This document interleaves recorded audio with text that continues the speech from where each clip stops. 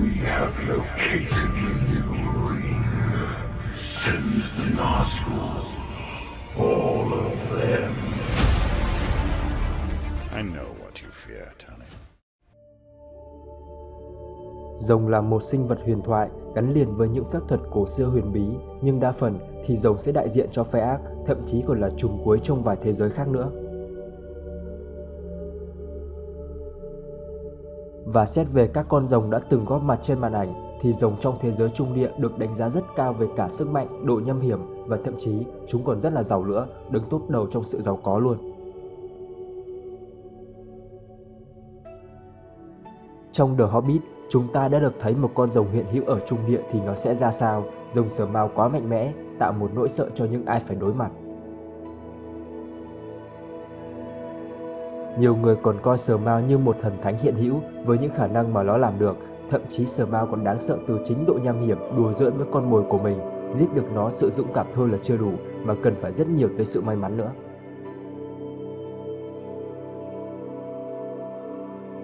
Nhưng rồng Sở Mao không phải là cá thể rồng duy nhất ở trung địa. Từ thời xa xưa thì chúng thậm chí còn có rất là nhiều. Và nếu Sở Mao đã mạnh mẽ vậy rồi thì liệu con rồng chúa thì nó sẽ ra sao?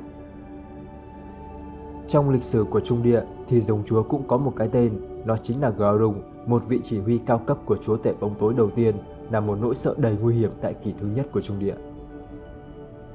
Vậy thì rồng chúa Garung được sinh ra từ đâu? Sức mạnh và độ nham hiểm của nó kinh dị tới mức nào trên cương vị là một trong những thủ lĩnh của bóng tối? Hãy cùng mình tìm hiểu trong video này nhé!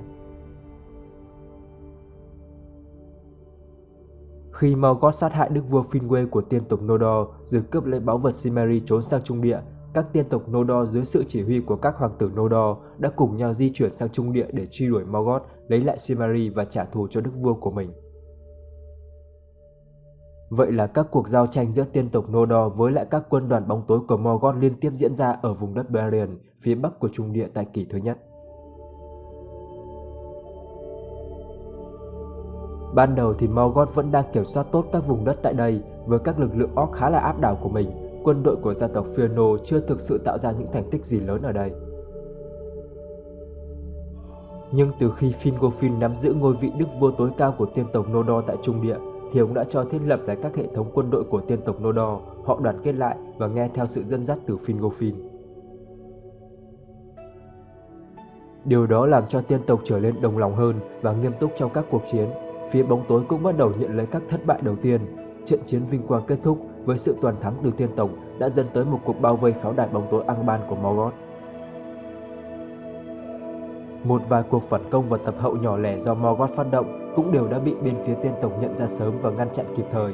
Lý do chính của các thất bại này đều tới từ chính sự chênh lệch quá lớn giữa orc và tiên tộc. Orc giờ đây tuy có số lượng đông đảo hơn nhưng lại không thể ngăn chặn được các đội quân tinh nhuệ của tiên tộc Noldor, buộc Morgoth phải tìm ra một giải pháp mới để có thể trở thành một đối trọng với quân đội tiên tộc Noldor. Thời gian pháo đài Angband bị tiên tộc Noldor vây hãm cũng là khoảng thời gian thích hợp để cho Morgoth dành thời gian tiếp tục lai tạo ra một giống loài hoàn toàn mới với tất cả các tinh hoa và tâm huyết của hắn. Vậy là con rồng đầu tiên trên thế giới đã được tạo ra, nó có tên là Garung. Chưa thể rõ được chính xác thì sản phẩm đầu tiên của Morgoth được hoàn thành trong khoảng thời gian nào. Tuy nhiên thì Garung thời kỳ đầu lại chưa phải là một bản thể hoàn thiện và cũng chưa hề trưởng thành để đạt tới mức sức mạnh hoàn hảo đúng nghĩa mà Morgoth mong muốn. Trái với các con rồng mà mọi người vẫn hình dung thì Garung lại khá là khác. Điểm khác biệt nổi bật nhất chính là việc Garung không hề có cánh, trông nó sẽ giống một con thằn lằn hơn nhưng vẫn giữ được kích thước to lớn của loài rồng. Tới năm 260 của kỷ thứ nhất, thời gian mà cuộc vây hãm Angband vẫn đang diễn ra, thì Garung đột nhiên xuất hiện ở một vùng phía nam của Angband. Hắn đã đốt cháy và tàn phá rất nhiều khu vực ở đây. Hoàng tử Fingon khi này đã dẫn một đội quân cung thủ tiên tộc cưỡi ngựa phi tới để đối phó với Garung. Garung vẫn chưa trưởng thành để có một nguồn sức mạnh lớn nên hắn đã không chống đỡ được đợt tấn công này của tiên tộc. Hắn ta đã buộc phải rút lui trở lại pháo đài bóng tối. Morgoth không hài lòng vì hành động này của Garung vì hắn đã để lộ bản thân quá sớm trước khi đạt tới sức mạnh hoàn chỉnh. Tuy nhiên thì tiên tộc lại không quá để ý tới sinh vật kỳ lạ này khi họ đã không quá khó để đánh đuổi nó. Điều này đã làm cho kế hoạch phản công của chúa tể bóng tối không mấy bị gián đoạn. Thời gian sau đó thì Grung đã ngoan ngoãn ở trong pháo đài bóng tối thêm gần 200 năm nữa cho hoàn thiện đúng sức mạnh và trí tuệ, đúng với những gì mà Morgoth mong muốn từ hắn. Tới năm 450 năm của kỷ thứ nhất, thời điểm mà tiên tộc đã bắt đầu vây hãm canh phòng Angband không còn gắt gao như trước nữa, Morgoth cảm thấy thời cơ của mình đã tới, nên hắn đã quyết định tổ chức một đợt phản công quy mô lớn để lấy lại vị thế của mình tại Trung Địa. Vào một đêm mùa đông lạnh giá, Morgoth đã cho phóng những dòng dung nham từ dãy núi sắt tràn ra các vùng đồng bằng, mở đường cho một cuộc tấn công chớp nhoáng của mình. Khi này thì Grung với sức mạnh của một cỗ máy hủy diệt nhưng lại có tri thức và độ nham hiểm vượt xa các giống loài khác mà chúa tể bóng tối đã từng lai tạo. Vậy là Grung đã trở thành một chỉ huy cấp cao của Angband, dẫn đầu một nhánh quân bóng tối trong trận chiến ngọn lửa bất ngờ. Grung được hỗ trợ thêm bởi các Bardock, phía sau là các binh đoàn Orc với số lượng vượt xa những gì mà tiên tộc Noldor tưởng tượng. Rất nhanh chóng, các binh đoàn bóng tối đã chiếm quyền sát các vùng của cao nguyên Dol Torian. Sau đó thì Grung chủ yếu có mặt ở phía đông của Beleriand. Hắn tập trung đánh vào các khu vực thành trì của nhà Fëanor, Maroth và Melkor, đã phải rất nỗ lực để phòng thủ được khu vực này. Gần 30 năm sau, trận chiến muôn vàn nước mắt diễn ra. Morgoth biết được các hành động của tiên tộc do đã có một số loài người phản bội lại tiên tộc, nên Morgoth đã ngay lập tức đưa ra các phương án cụ thể để đối phó với tiên tộc Noldor. Grung lại tiếp tục được chọn làm thủ lĩnh dẫn dắt một cánh quân của Angband ra trận.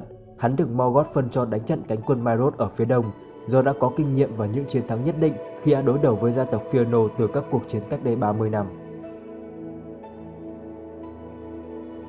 Cánh quân còn lại đánh chặn quân của Fingon thì do đích thân chúa tể Bardock Godmort đánh chặn. Trái với cuộc chiến khốc liệt căng thẳng giữa cánh quân của Godmort với lại Fingon thì mặt trận do Grung dẫn dắt lại khá là dễ dàng. Maroth không chỉ phải đương đầu với Grung và bầy rồng của hắn mà còn phải chống lại sự phản bội từ một bộ tướng dưới trướng của mình.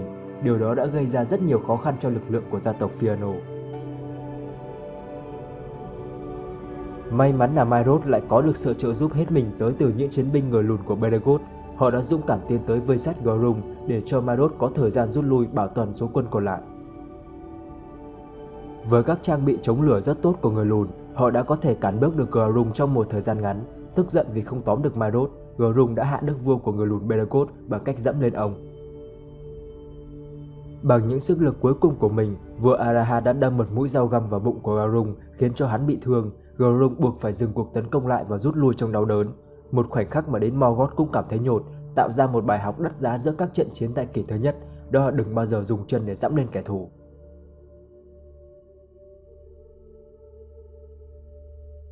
Tuy rằng Grung không đạt được nhiều thành tích trong trận chiến này, khi chỉ hạ được một chỉ huy là một vị vua của người lùn, nhưng hắn cũng đã thành công trong việc đem lại chiến thắng ở mặt trận phía đông, làm cho lực lượng phía tây của Fingon không có thêm viện trợ, giúp Godmort có thể dẹp lốt được đống còn lại. Sau khi trận chiến muôn vàn nước mắt kết thúc, Grung được Morgoth giao cho nắm giữ các vùng lãnh thổ mà phe bóng tối đã chiếm được từ tiên tộc. Vài chục năm sau, tại vương quốc tiên tộc Nargothrond, khi này đã không còn Finrod cai trị nữa mà thay vào đó là Odoret, cháu trai của ông. Thời gian này thì Turin, con trai của Húrin, một chiến binh loài người, đã tới đây và trở thành một chiến tướng phục vụ cho vương quốc. Turin đã thuyết phục người dân ở đây bỏ chính sách lâu đời của họ, đó là vẫn bí mật ẩn giấu vương quốc, mà thay vào đó là công khai chiến đấu chống lại chúa tể bóng tối. Turin đã thuyết phục Odoret xây dựng cây cầu Nargothrond, cho phép lực lượng tiên tộc nhanh chóng di chuyển được tới các vùng đất khác để dễ dàng tiến hành các cuộc chiến chống lại bóng tối. Trong nhiều thế kỷ, Morgoth đã không thể tìm được ra vương quốc này, nhưng giờ đây, Nargothrond không chỉ bị lộ vị trí mà vương quốc còn mất đi cả địa thế phòng thủ tự nhiên của mình khi có một cây cầu bắc qua đó. Morgoth đã giao nhiệm vụ hủy diệt vương quốc Nargothrond cho Grung. Grung đã mang tới đây một lực lượng vô cùng lớn để tấn công vào vương quốc. Turin đã không ngần ngại mang quân ra đánh thẳng mặt Grung một cách song phẳng. Tuy nhiên thì quân đội Nargothrond ít khi phải trải qua một trận chiến tấn công chính diện tới như vậy. Hầu hết họ chỉ tập trung vào phục kích và tác chiến bí mật. Còn bên phía Grung không chỉ là một quân đội hùng hậu mà còn có cả rồng. Vậy là quân đội của Nargothrond nhanh chóng bị hủy diệt, bao gồm cả vua Odoret cũng đã phải nằm xuống. chỉ có Turin là vẫn trụ lại được và chạy thoát vì anh ta đang đeo chiếc mũ rồng Don Roman. Sau chiến thắng đó thì Gorung mang quân đội bóng tối tràn vào Nagothrond tàn phá vương quốc và bắt người dân ở đây đi làm nô lệ. Turin đã cố gắng quay trở về vương quốc để giải thoát cho những người dân bị bắt. Nhưng mới tới được cổng của Nagothrond, Turin đã bị ánh mắt của Gorung làm cho mê hoặc. Anh ta đã đứng bất động tại cánh cổng, chứng kiến Finrod, công chúa của Nagothrond và hàng trăm người dân khác đã bị bắt đi. Gorung đã lừa dối Turin rằng mẹ và em gái của anh đang gặp nguy hiểm ở Don Roman. Vậy là Turin đã ngay lập tức rời đi tìm gia đình của mình, bỏ mặc cho Finrod ở đó. Gorung sau đó đã thu thập toàn bộ kho báu có trong vương quốc lại, tích trữ chúng sâu trong Nagothrond, rồi chọn chính nơi đây làm nơi nghỉ ngơi cho mình sau chiến thắng đó, trực tiếp trở thành người cai trị tiếp theo của Nagothrond. Một năm sau, khi đang yên giấc trên đống kho báu của mình, Gorung với thị giác nhạy bén, hắn đã phát hiện ra có kẻ đột nhập vào đây để tìm kiếm tin tức. Hắn đã lao ra và tấn công họ. Sau đó Gorung đi tới Amon Aethir, hắn đã bắt gặp Nienor, người con gái thứ ba của Húrin và cũng là người em gái thất lạc của Turin chưa bao giờ biết tới.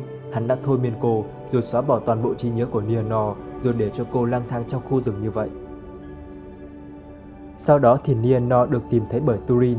Cả hai đã yêu nhau rồi kết hôn mà không hề biết rằng họ là anh em với nhau, vì Turin tới Doria khi mới 8 tuổi. Sau đó thì mẹ anh mới có con người thứ ba, còn Nienor thì đã bị Gorung xóa toàn bộ trí nhớ nên đã không nhớ ra mình là ai nữa cả. Vài năm sau thì Gorung đã cho lũ óc đánh vào nơi mà Turin đang sống và cho đốt hàng dặm rừng, buộc cho Turin phải hành động. Anh đã bí mật đi tìm Gorung. Turin nằm đợi ở dưới hẻm núi, nơi mà Gorung chắc chắn sẽ đi qua. Một lúc sau, Gorung xuất hiện và đi qua hẻm núi này. Turin đã dùng thanh kiếm Guithang của mình xuyên một đòn chí mạng vào Gorung, làm cho Gorung choáng váng và gục ngã. Máu độc của hắn bắn lên người của Turin, làm cho anh cũng bất tỉnh theo. Nienor tới nơi thì đã tưởng rằng Turin đã chết.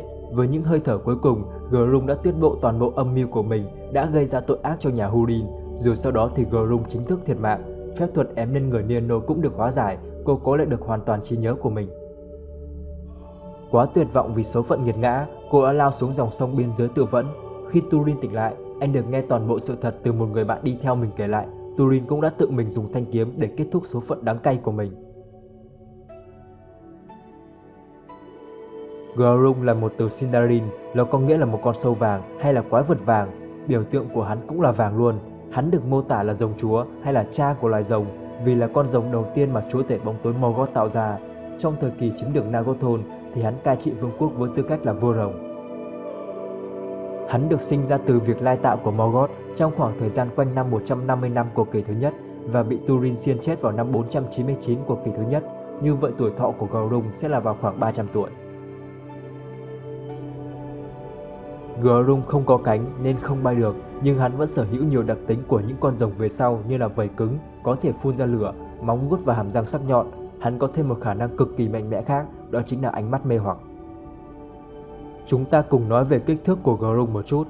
Các con rồng ở kỷ thứ nhất là cực kỳ to lớn. Nếu bạn nhìn rồng Smaug ở trong The Hobbit thấy thế là đủ to thì chưa đâu. Sự thật là Smaug vẫn chưa thực sự đạt tới đúng kích cỡ thật của mình, có nghĩa là Smaug vẫn chưa được tính là trưởng thành với một con rồng. Rồng Smaug thực chất chỉ cao khoảng 18 mét, trên phim thì có to ra thêm một chút nữa cho hoành tráng. Các con rồng ở kỳ thứ nhất sẽ to gấp Smaug 3-4 lần, còn với Gorung thì các ước tính cho thấy nó sẽ to khoảng 90 mét và còn được cho là có thể to ra thêm nữa nếu vẫn còn sống.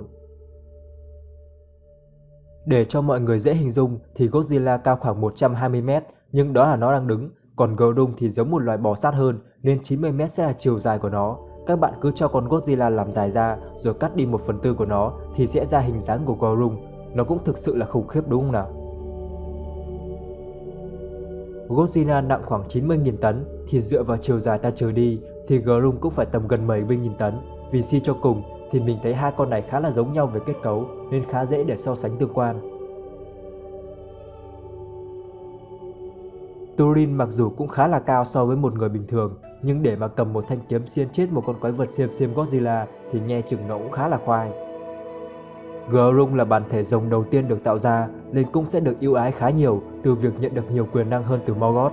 nên ngoài sức mạnh tấn công thông thường, Groom còn thi triển được kha khá phép thuật, điển hình nhất là quyền năng thôi miên hay là xóa trí nhớ mà hắn đã từng dùng.